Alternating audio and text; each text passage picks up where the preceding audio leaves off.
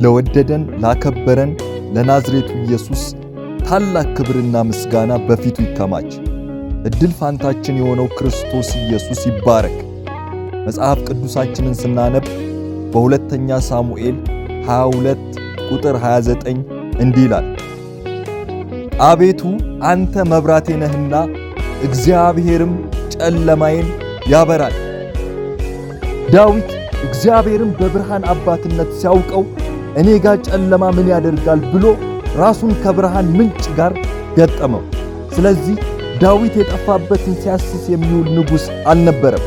አንዳንዴ ነገሩ ብቻ ሳይሆን ሰውየውም ከቦታው ጠፍቶ ስትጠይቁት ግን ነገር የጠፋ ይላቸዋል።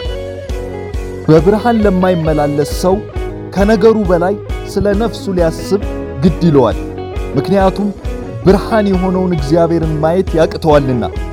ብርሃን ለምትፈልጉት ነገር ዋና መፈለጊያ ነው።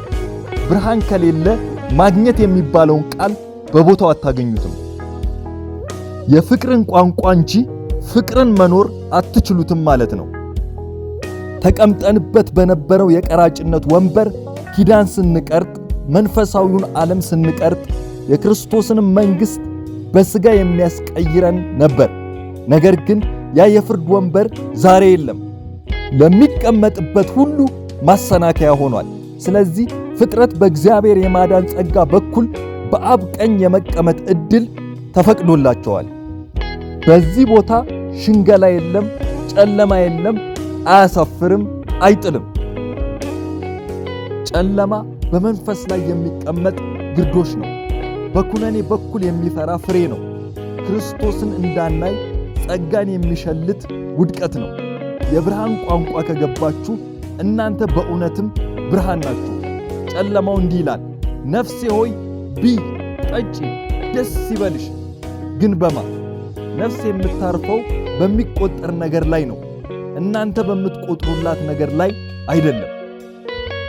እግዚአብሔርን መፈለጋችሁ ነፍሳችሁ ላይ እርሱን እንዳነገሳችሁ ምልክት ነው። ከነበራችሁበት ወደ መሆን ለመቀየር የእርሱ በጎነት ዙሪያችሁን ይከባችኋል። በአንድ ጎልያድ ውድቀት እልፍ ገዳይ እንደተባለ ዳዊት እንዲሁ በወደቀው ጨለማችን እልፍ ደስታ፣ እልፍ እርካታ፣ እልፍ ጸጋ፣ እልፍ ምሕረት ከሁሉም የሚበልጠውን ክርስቶስን ደግሞ አገኘን። ስለዚህ የናዝሬቱ ኢየሱስ መብራታችን ነው። እየጨለሙ ላሉ ጉዳዮች ወደ እግዚአብሔር በመቅረብ የንጋት ማለዳዎቻችንን በስሙ እንሸምታለን።